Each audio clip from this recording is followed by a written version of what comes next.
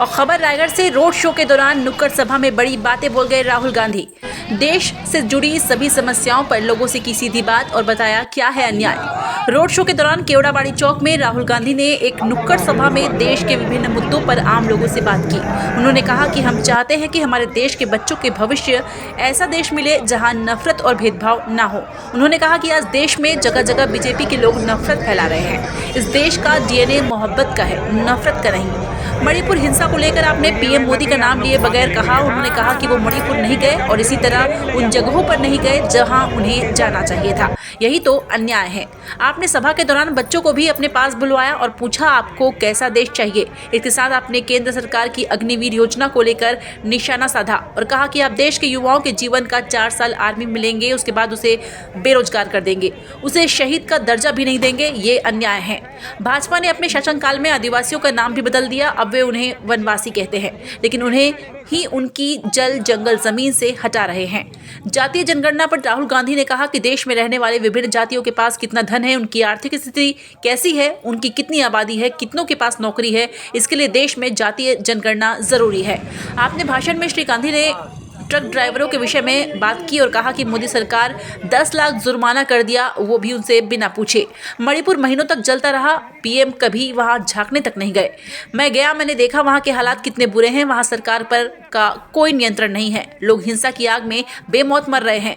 इन्होंने नफरत फैला दी, परंतु परिणाम मणिपुर की जनता भुगत रही है। देश में गरीब से गरीब आदमी को जीएसटी भरना पड़ रहा है, यही अन्याय है। पीएम के दोस्त अडानी चाइना का फोन भारत में लेकर बेच रहा है। इसमें अडानी और चाइना को तो पैसा मिल रहा है, लेकिन आम आदमी केवल जीएसटी ही भर रहा है। ये अन्याय है। राहुल गांधी के संबोधन को शहर के लोगों ने बड़ी गंभीरता से सुना। नुक्कड़ सभा के बाद राहुल कांग्रेस नेताओं के साथ नहरपाली चपले की तरफ निकल गए। आर्थिक अन्याय, सामाजिक अन्याय, किसानों के खिलाफ अन्याय, मजदूरों के खिलाफ अन्याय, महिलाओं के खिलाफ अन्याय, ये 5 तरीके के अन्याय देश में आपको सब जगह मिलेंगे। आप भाषण देने से डरते तो नहीं हो ना? नहीं। घबराते तो नहीं हो ना? नहीं। अच्छा, आप थोड़ा अब मुझे आप बताओ, आप अन्याय के हिंदुस्तान में रहना चाहती हो? नहीं। नहीं, न्याय चाहती हो या अन्याय चाहती हो? न्याय चाहती हो। हिंसा का हिंदुस्तान चाहती हो, नफरत का हिंदुस्तान चाहती हो या मोहब्बत का हिंदुस्तान चाहती हो? मोहब्बत का हिंदुस्तान है। अडानी जी की कंपनियां से खरीदे जा रहे हैं। ईवीएम बंद। आप ये बात जानते हो? नहीं। हिंदुस्तान ने ड्रोन खरीदा, कॉन्ट्रैक्ट अडानी जी की कंपनी को गया। हिंदुस्तान ने राइफल खरीदी, कॉन्ट्रैक्ट अडानी जी की कंपनी को गया। हिंदुस्तान पहले राइफल बनाता था, ऑर्डिनेंस भविष्य है या नहीं? अरे भाई थोड़ा जोर से।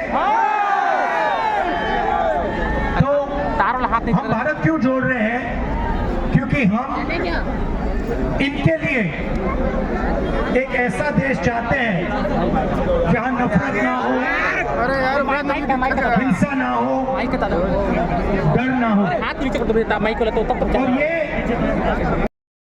आप मणिपुर तो नहीं आए, आप साउथ से नॉर्थ चले, मगर मणिपुर, नॉर्थ ईस्ट, उड़ीसा, छत्तीसगढ़, झारखंड इधर तो आए नहीं। इसलिए हमने दूसरी भारत जोड़ो यात्रा शुरू की, मणिपुर से लेकर महाराष्ट्र, और इसलिए मैं आपके आज सामने खड़ा हूं। इसमें हमने न्याय सब जोड़ दिया। हमने इसको भारत जोड़ो न्याय यात्रा कहा है। क्यों? क्योंकि हमें पता लगा जो हिंसा, नफरत फैल रही है वो अन्याय के कारण फैल रही है। अगर आप मुझसे पूछते कि पहली भारत जोड़ो यात्रा में आपने क्या समझा, तो मैं आपको बताऊं कि जो भी हिंसा और नफरत बीजेपी फैला रही है उसका कारण